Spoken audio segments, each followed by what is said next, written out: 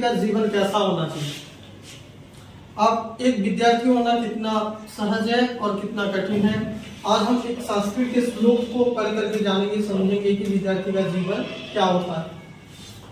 विद्यार्थी का जीवन कैसा होता है, एक संस्कृत का श्लोक है, वो क्या है कि काकचेष्टा बको ध्यानम श्वान निद्रा तथैव च अल्पहारी गृहत्यागी विद्यार्थीश्च पंचलक्षण।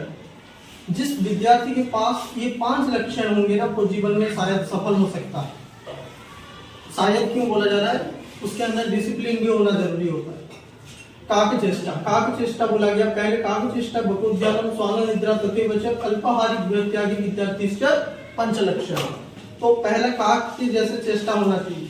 विद्यार्थी का लक्षण क्या है, विद्यार्थी को हमेशा कोड़े की तरह चेष्टा करनी चाहिए, जहाँ ज्ञान मिले वहां पे जाकर के ग्रहण करना चाहिए। उसके बाद बोला गया बको ध्यान, बगुले की तरह उसका निशाना होना चाहिए। बगुला जिस तरह से क्या करता है कि मछली पकड़ने के लिए एक जगह पर टिका रहता है और उस चीज को क्या करता है, जब मछली आए पकड़ लेता है, उसी तरह से कंसंट्रेट होना चाहिए। स्वान निद्रा, स्वान मतलब क्या होता है, कुत्ते।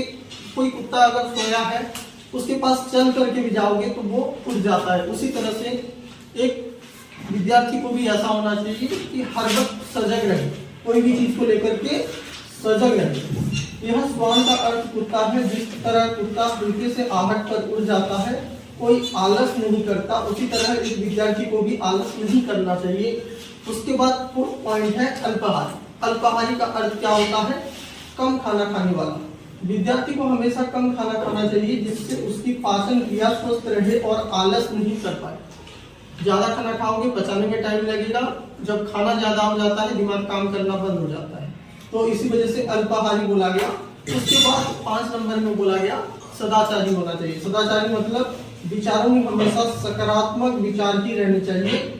अपनों से बड़ों या शिक्षक को सम्मान करना चाहिए, अपने से छोटे को प्यार करना चाहिए। कोई विद्यार्थी के अंदर अगर ये 5 गुण रह जाए तो वो शायद अपने जीवन में सफल हो पाए। तो इसी वजह से कहा जाता है विद्यार्थी जीवन बहुत ही इम्पोर्टेंट होता है और उस विद्यार्थी जीवन को अच्छे से बिताना चाहिए। Thank you.